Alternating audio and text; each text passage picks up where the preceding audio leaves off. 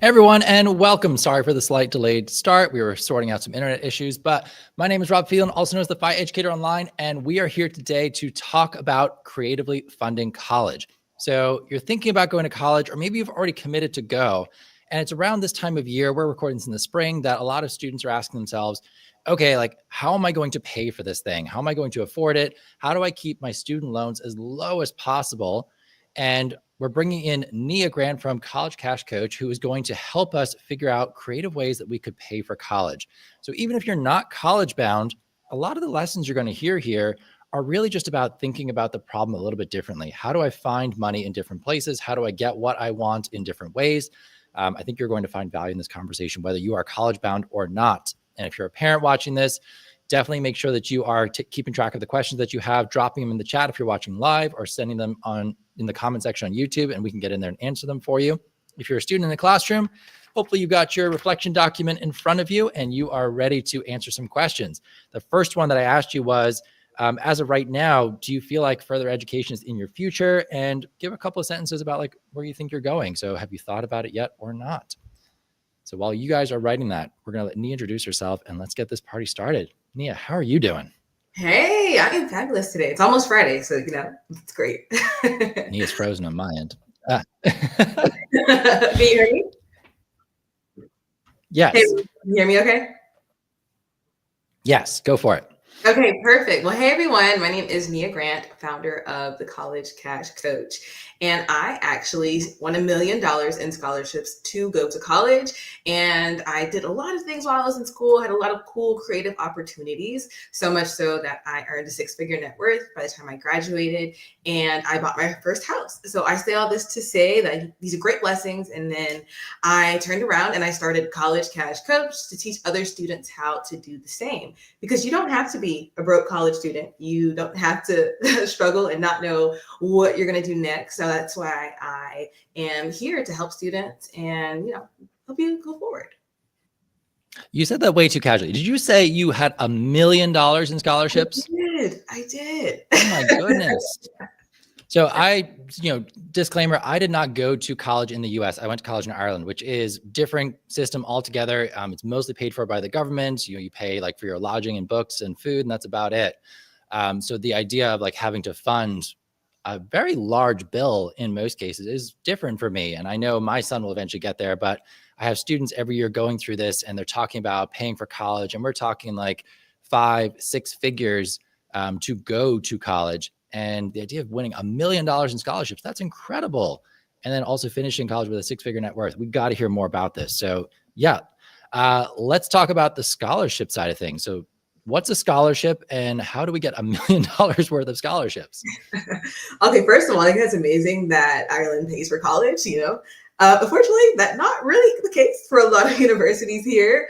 So scholarships, what they essentially are is free money to go to school. And the difference between a scholarship and a grant is usually scholarships are from third-party sources. So think like a Chick-fil-A, they have a big scholarship, Taco Bell, versus grants that is usually from the government or your state or university institution. And it's usually more financial need based. So think the federal Pell Grant, or if you're in Georgia, there's the Hope Grant. So it's high level, the difference there. They both can be financial need based. Okay. They can both be merit based, meaning what your grades are in school. But essentially, they're both free money to go to school. And you want to make sure that you're applying for those before you get loans, which is borrowed money.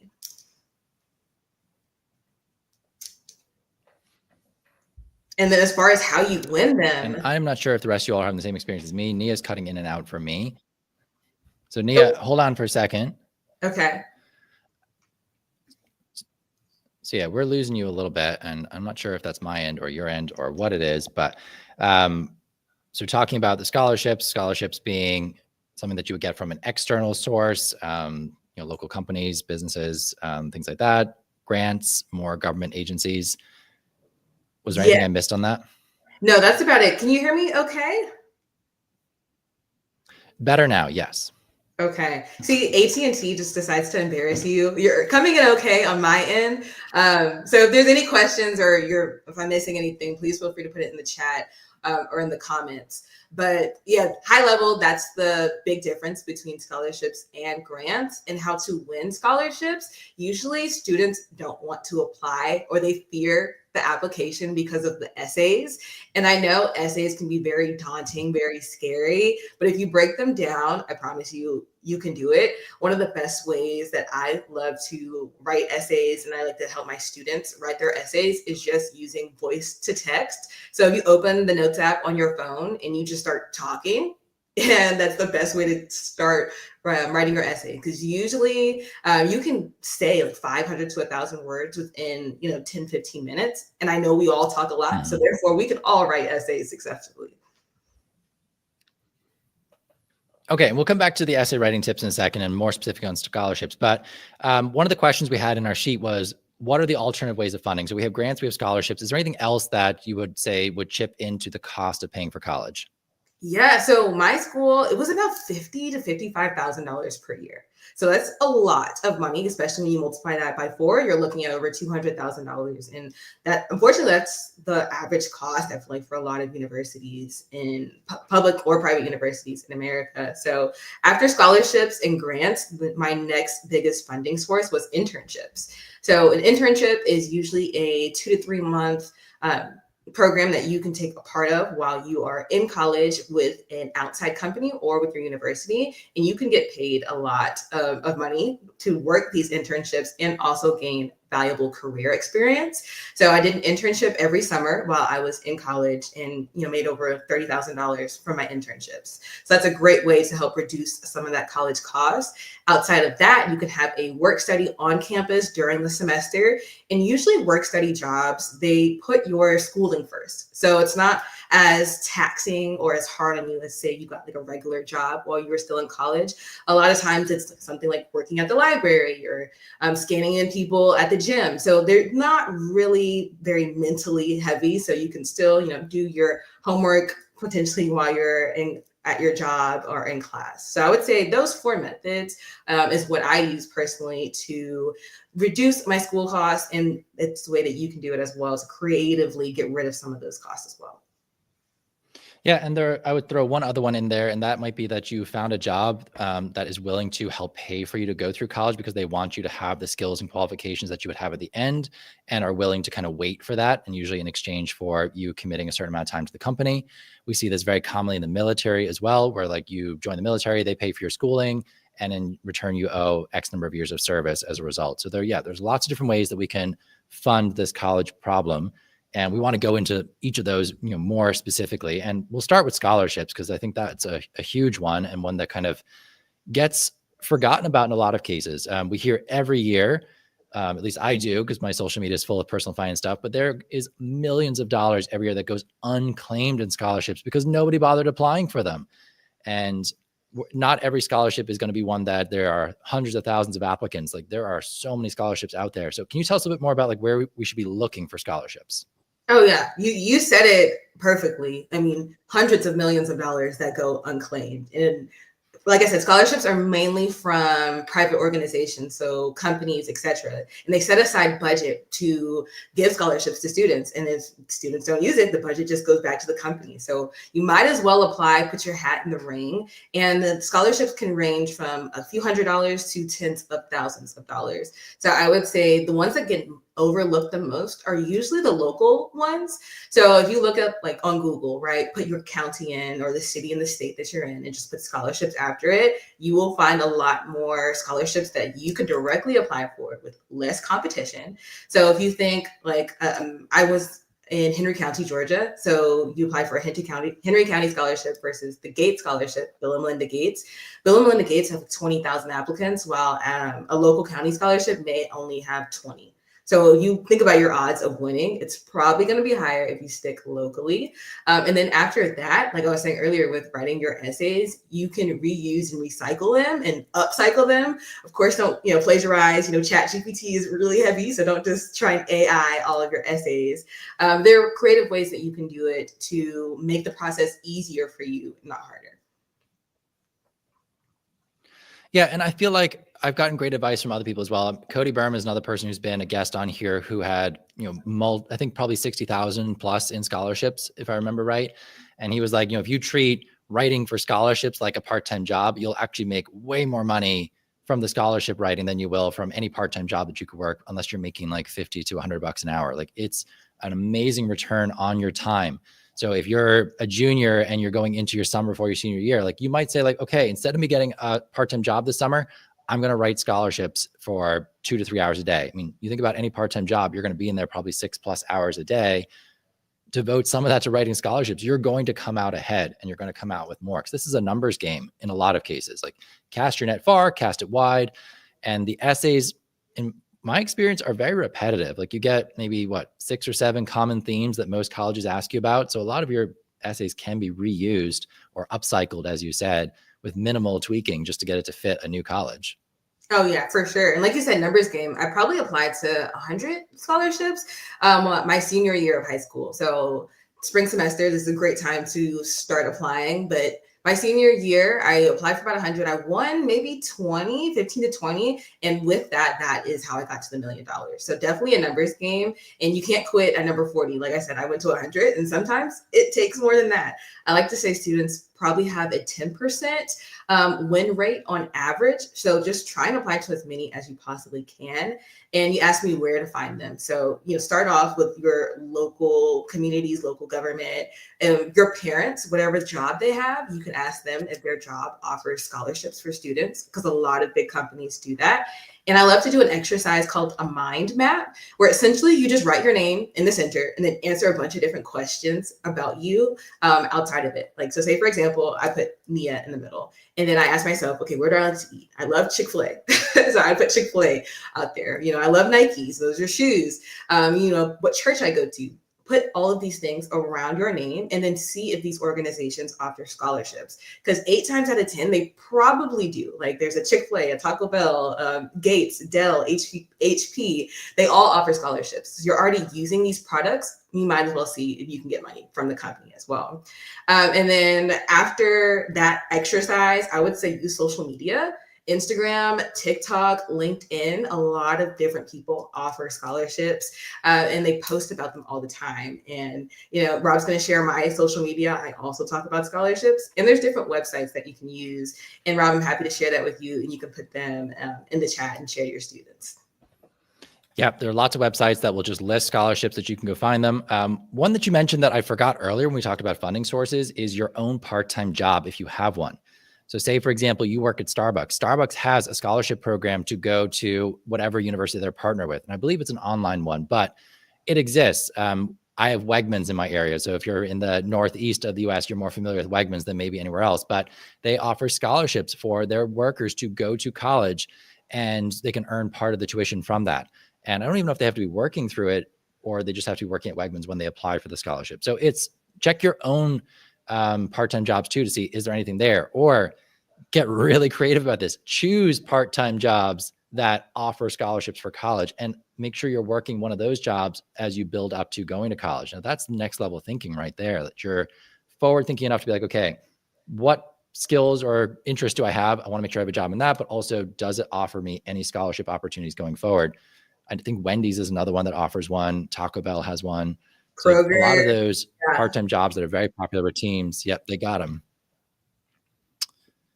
Okay, so we got staying local increases our odds of potentially winning scholarships because there's less people in it. Anything else that we can do that kind of improves our odds of winning a scholarship?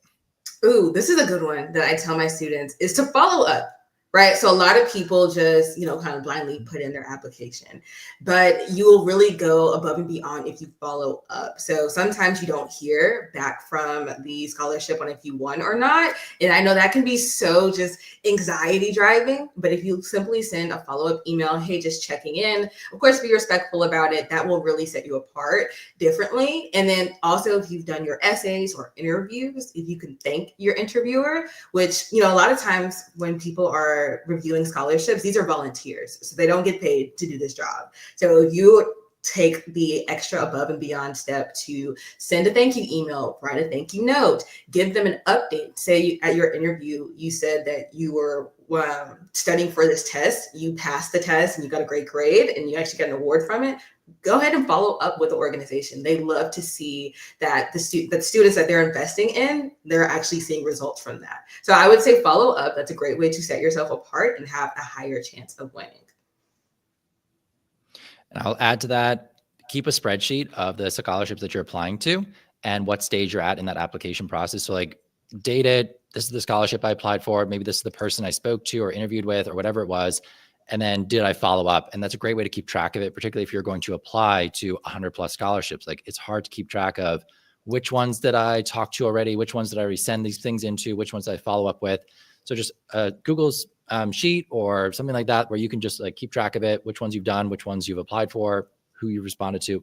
It's a great way to kind of keep yourself organized and not be annoying because you're following up with the same scholarship 2 days apart and you forgot that you did it.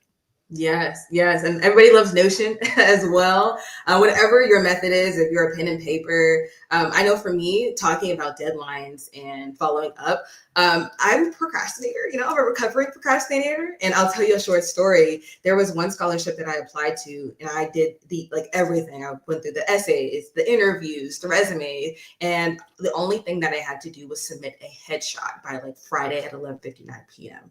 Well, I did not do that. I waited until Monday and I followed up and I'm like, okay, can I still submit? They said no. So I lost $20,000 because I missed out on a deadline. So speaking of writing things down in your calendar, make sure on that Google Sheet you're putting dates, reminders. And if you're a wait to the last minute type of person, make sure that your deadline, your personal deadline, is probably 24 to 48 hours before it's actually due, because you don't want to be like me and miss out on $20,000 just because you forgot to submit a picture of yourself. Yeah, it's such small things like that that can make a big difference. Just getting organized. And let's look at ourselves right now and say, am I a particularly organized person? I'm going to guess most of us on this call would probably say, maybe not quite. I would not put myself in that category, especially in terms of mental organization of remembering all the things that need to be done. It has to be in my phone calendar with dates and reminders and all this stuff, so I get my stuff done. So if that's you, if that sounds like you, create some sort of system for yourself. Yeah, when are these things due? Which ones have I applied for already? Which ones do I still need to apply for? That sort of stuff. It kind of reminds me of applying for a job in a little bit of one way. If I was applying for a scholarship, particularly to a local organization, I would make sure I was researching a little bit about the organization themselves. What's their mission? Why are they doing this? Who am I likely to be talking to? Is it someone in the business? Is it just some volunteer? And can I tailor my essay, my letter, whatever it is, in some way to just make it look like it was personalized for them? So it's not just a cookie cutter copy paste. There is something that tells me hey, I really care about this. I care about this organization enough that I looked up something about them and I personalized what I said in some way to be I want your scholarship, not just any scholarship.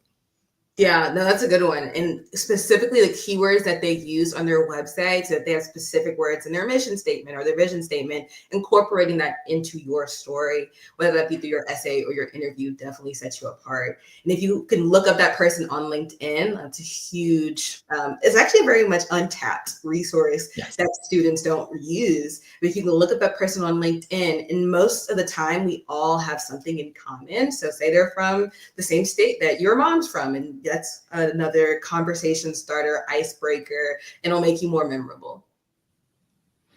Yeah, and anything like that people like others who are like them. It's one of those things that it's a subconscious bias that we have. If we feel like we have a relationship, a connection with someone else, we immediately like them more. We view them more favorably than someone that we don't view like ourselves. So any way that you can align yourself with the organization, with the person who might be interviewing you or looking at your stuff, it's a great way to improve your odds of success, which is what we're trying to talk about here.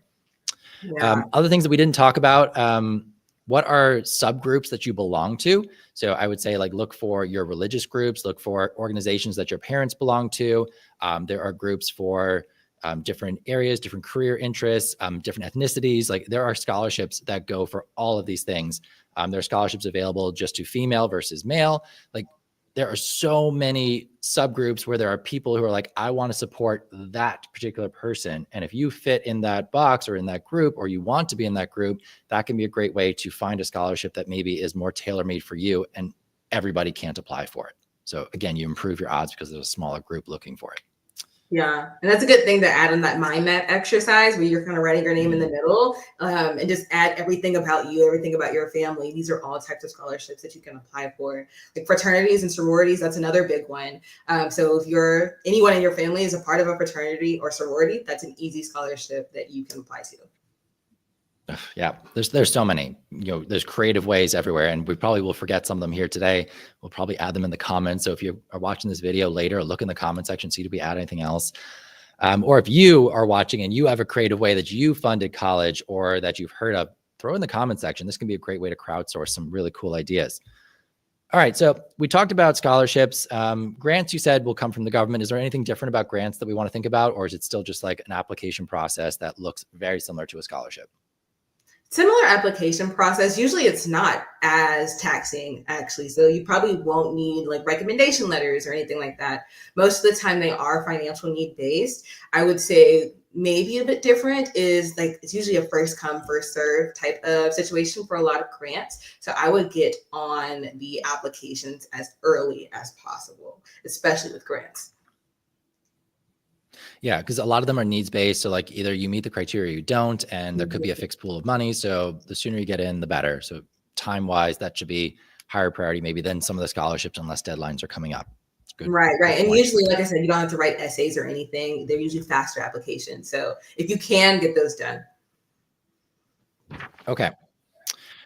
So then I'm looking back at our list of things that we said were creative ways to follow. So the other one that we said was work study.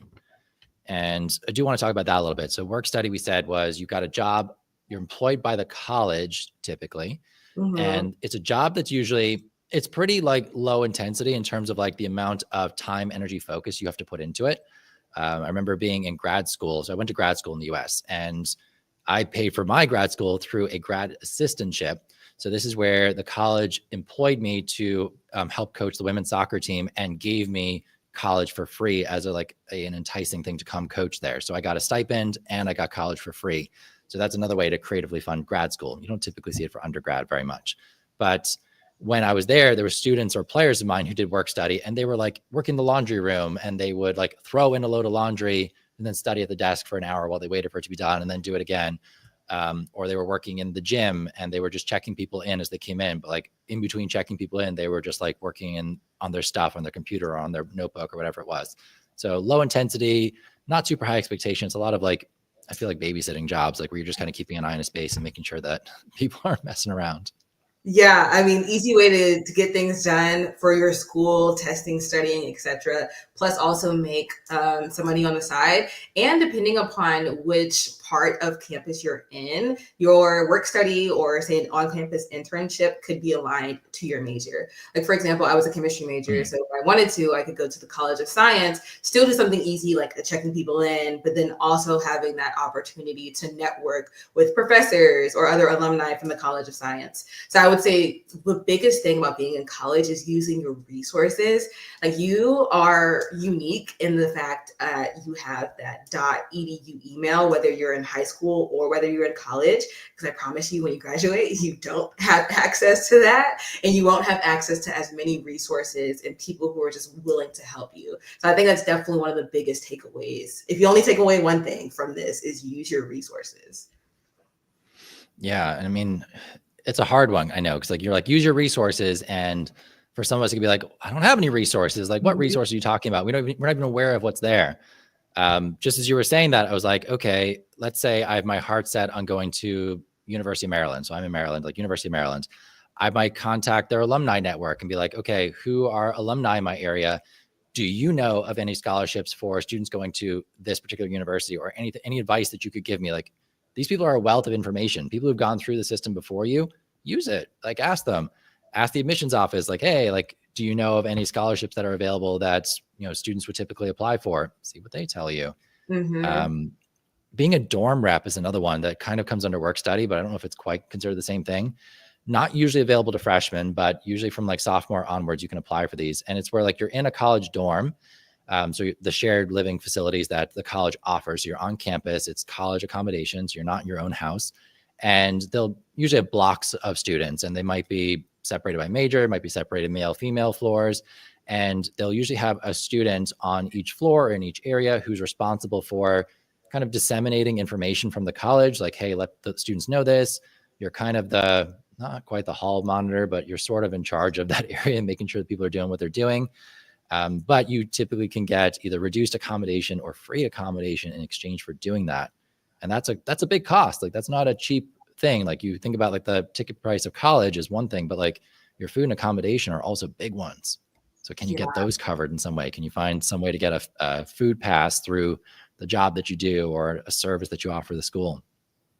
Yeah, no, that's a big one. Like residence assistance, that's what they call them at my school. And you did get free housing, but then you also got a meal plan.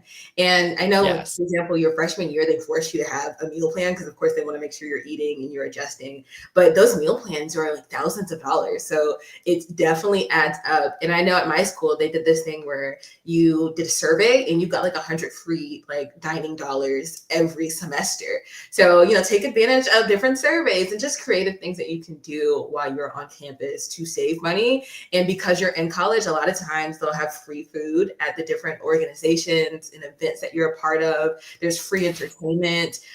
So yeah, just like I said, those resources, you gotta use them. And if you don't know where to start, I mean, asking some of the upperclassmen. So you're in your first year, finding someone who's second, third, fourth year who knows a little bit more about the ropes and can help guide you. Yeah, and that's where those like social groups, like if you belong to club societies, if you belong to teams, what do you call them? The Greek societies, like those are ones where you do kind of get paired with the more experienced students, and you will have a mentor of some sort who will show you the ropes. But I like that. It's just like, where's the free food? Where's the free entertainment? So if you're not on a meal plan, like where can I creatively source my, my food costs from? And there's free stuff going on all the time. All the time, everywhere.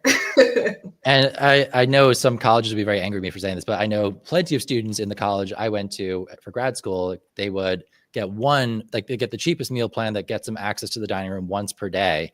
And they would go in like around like lunchtime and they would just load up on food. Like they would say, I'm having one big meal a day and then I'll have two smaller ones. And they might like bring some Tupperware. They might walk out with a cup and that's for later.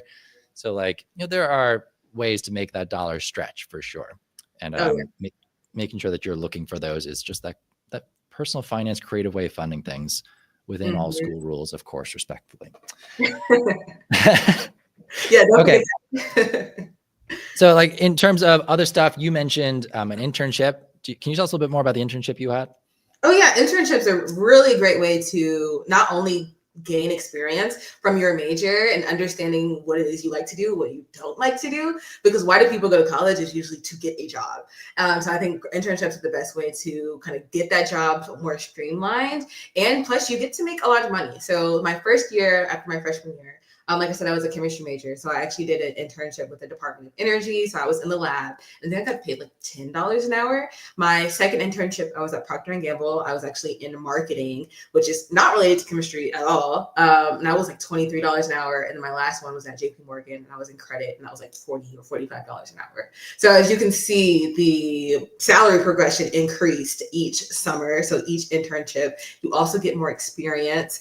And then I quickly learned, like, even though I am a chemistry major, I don't really like to practice it on a day-to-day. And I feel like I wouldn't have known that unless I did it. So I think that's another good thing. You don't have to do your major per se. I think a lot of students feel kind of boxed in, like, okay, I'm a business major. I only have to do business. And that's not the case. So I'd say you don't have to lock yourself into just that major. It's not your identity. So, and then how do I find these internships? So that I actually checked my email. That is such a big thing. Like I said, you have that .edu email, and a lot of companies, they know that, like a University of Maryland or like a University of Chicago, whatever your university is, that they produce really successful alumni, and they want those alumni to work for them. So that's why they like to go to universities. They like to recruit. So if you are part of an organization, whether that be Greek or just an on-campus, like major specific organization, make sure you're checking those emails, because I promise you probably have at least like $5,000 to $10,000 worth of opportunities just sitting in your email. Yeah. And like there's going to be recruiting, probably job things on campus at some point, maybe check out those. I love that you said like it didn't have to be in your aligned with your major. So like go search out companies that maybe are offering paid internships. And I say paid because I think the days are gone where the expectation was that an internship is free, that you're working for free in exchange for experience. Those do still exist, of course. But I think you will find more and more paid internships out there where like, yeah, you're putting in time, you're learning on the job, of course, you're gaining experience, but you are being compensated for that experience. Now, it's not the same level of compensation that you would expect to get when you are fully qualified, but it should at least be something.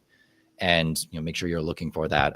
We had a really great video with Melissa Jean-Baptiste who talked about like ways to increase that first salary, and go find that video, apply that when you start looking for internships, and you will get yourself that higher salary, at least in the beginning.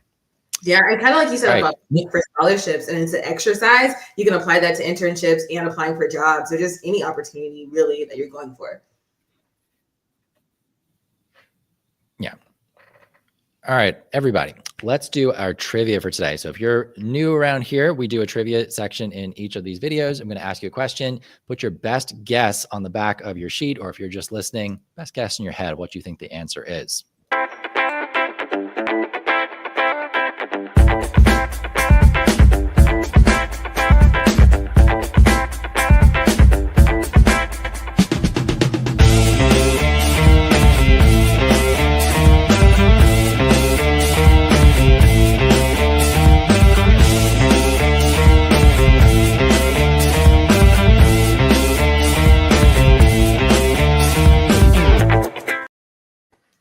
So Nia, did you know that April 10th is National Cinnamon Crescent Day?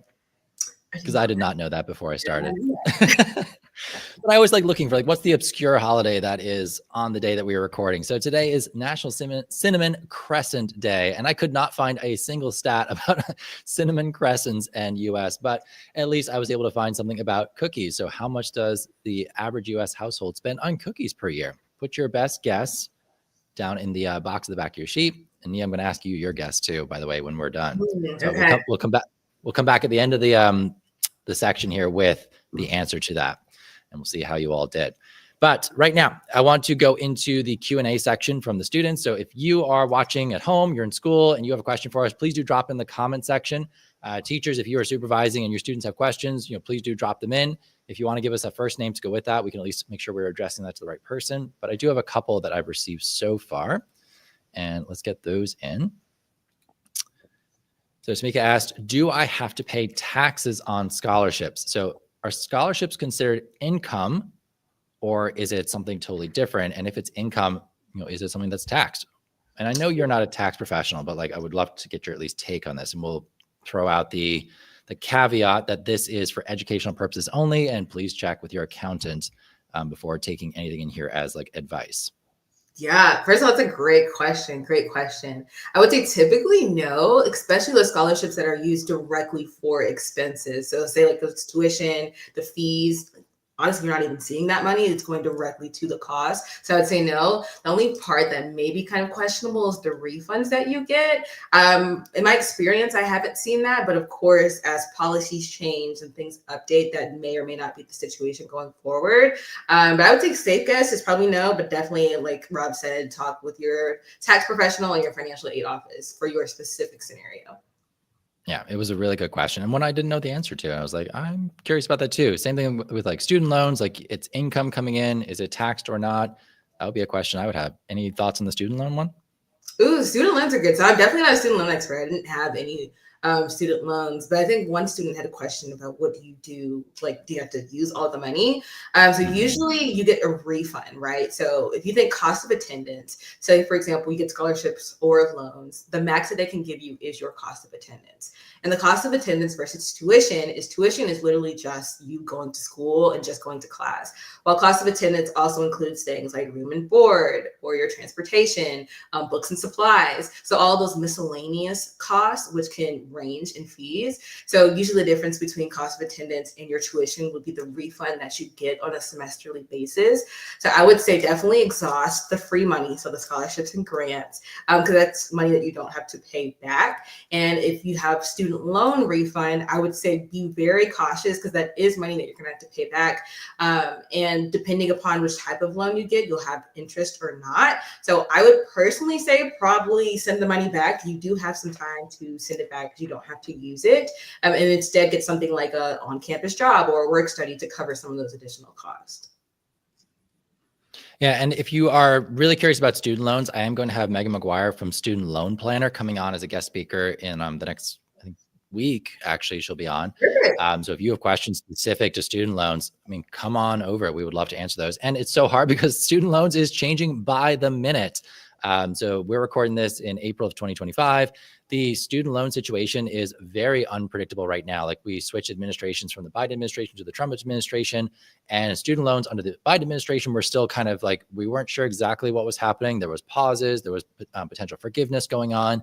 The repayment plans were going to be changing, and that's all kind of up in the air right now. There's nothing really conclusive at this moment in time, but I'm hoping Megan is going to have some answers for us, or at least some insight from the industry as to what's really going on. So tune in for that one with Megan McGuire. I'll be putting information about that probably tomorrow or so. All right, we had one other question that came in from Taylor, and we kind of half answered this one, which is why I'm still putting it up. So what kind of jobs can we get for work study? We talked about that. So things for the college, usually low maintenance, that you can study whilst you're doing the job. But how do I get one of these said jobs? What do you say to that? Yeah, so like, so what kind? Definitely all different types of work studies that are available, and you usually get them directly through your university. So they typically have portals that you can apply for the different work study jobs, and there'll be job postings with descriptions of each one, because the work study program is something that you have to be accepted into.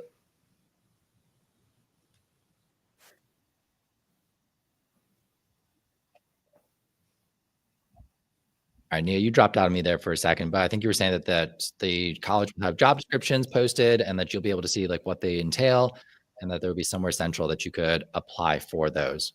Yeah, can you hear me now?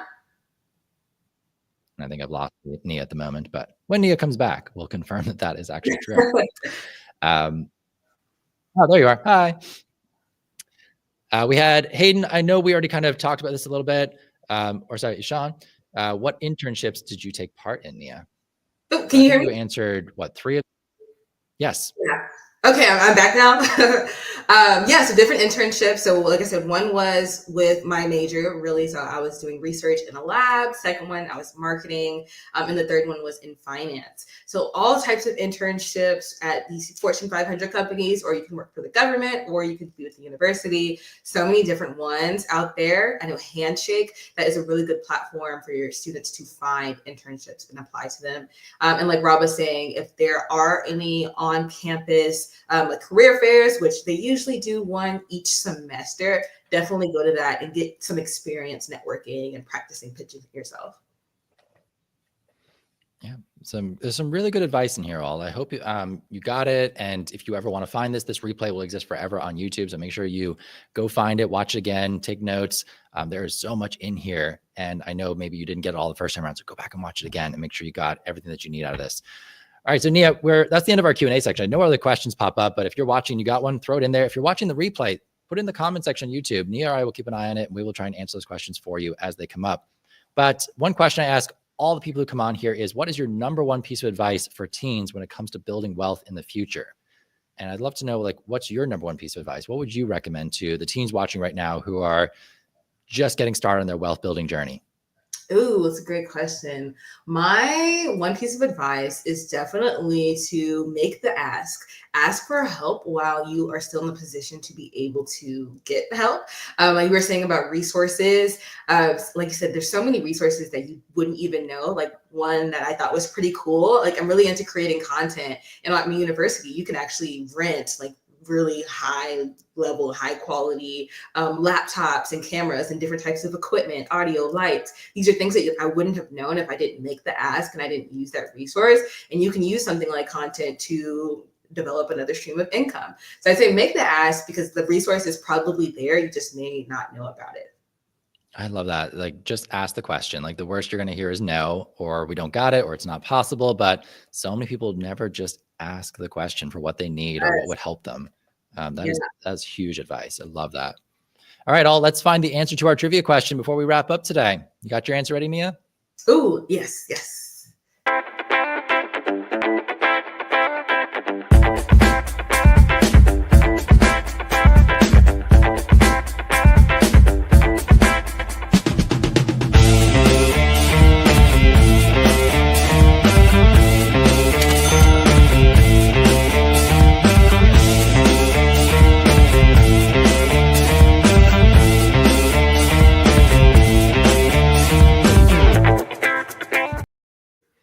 So, how close were you? I was definitely way over, especially given it's Girl Scout cookie season. Like, how can you only spend $91 on Girl Scout cookies? So. It's a US household average. I mean, I don't know if I'm under average either, but somebody out there is really under average and they're bringing it down for all of us. It's There great. you go. But yeah, so it's fun trivia questions. See how you compare to your friends. It's not something you're expected to know. That's the kind of the fun part of it. All right, Nia, before we wrap up today, can you please let us know where we can find you? Because that's part of the reason we do this speaker series is I want to introduce you, the high school students and parents and teens, to people who are creating great content out there about personal finance. If the voice resonates with you, I would love for you to follow them on your social media feeds, check out their website, subscribe to the newsletter, whatever you want to do in whatever way you like to learn. But start surrounding yourself with people who are giving great advice about money. And Nia, of course, is one of those people. So Nia, where can we find you? Yeah, you can find me on LinkedIn, Instagram, and TikTok and YouTube, all at Nia Knows Finance. Yep. And then website, collegecashcoach.com. And make sure you check both of those out. But particularly, yeah, you all who have the social media stuff, go follow Nia and just start learning. You can also follow Fi Educator, where you'll find out more about these upcoming sessions. And I'm looking forward to all the ones that are coming. We have some really good ones. We have Megan McGuire about student loans. We have Janine Furpo, who's going to talk to us about sustainable investing. So how do we invest in a way that supports our mission in life and the things like avoiding things that we don't want to support. So I'm really excited for that one. But thank you very much for your time, Nia. Really appreciate you. And thank you all who watched today. And again, if you have comments, drop them in the comment section. We'd love to answer those for you. But hope you have a great rest of your day. You as well. Thanks, Rob.